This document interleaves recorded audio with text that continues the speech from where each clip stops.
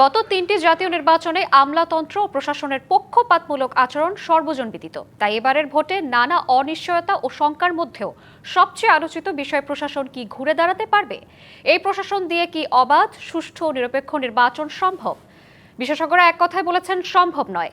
ইতিহাসে প্রথমবারের মতো আমলাদের মধ্যে বিভাজনকে তারা ভালো চোখে দেখছেন না। কারো কারো মধ্যে অবশ্য সমর্থন সূচক মতও আছে।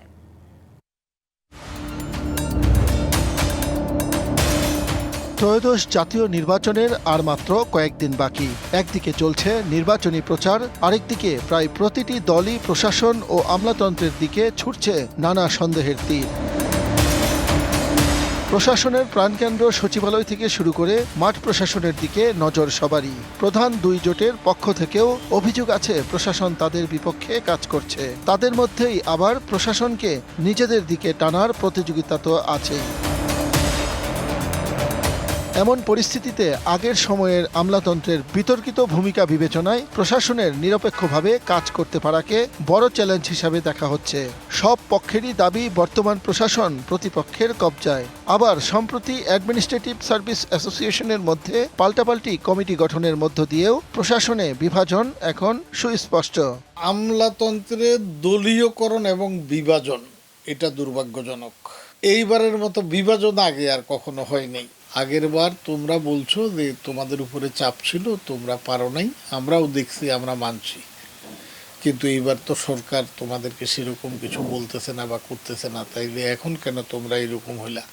তাইলে এটা প্রতিষ্ঠিত হবে যে আমলারা আসলেই খারাপ।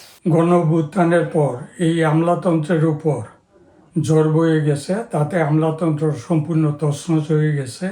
কালার এক্সপার্ট এবং মাইল্ড অন হ্যান্ডস টেকনোলজি সমৃদ্ধ অরিক্স অ্যাডভান্স ডিটারজেন্ট পাউডার আপনার লন্ড্রি এক্সপার্ট। এই তছনছ আমলাতন্ত্রকে যেভাবে যে দক্ষতার সহিত সাজানো দরকার ছিল, অন্তর্বর্তীকালীন সরকার সেভাবে সাজাইতে পারে নাই।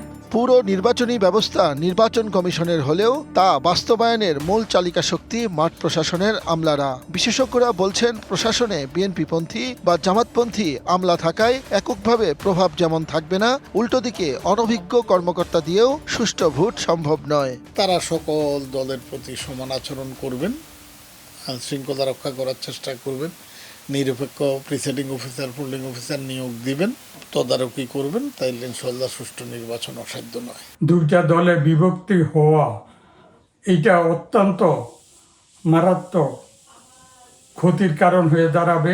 এ থেকে সুষ্ঠু নির্বাচন ব্যাহত হতে পারে। আশা করি সরকার এদিকে নজর দিবে।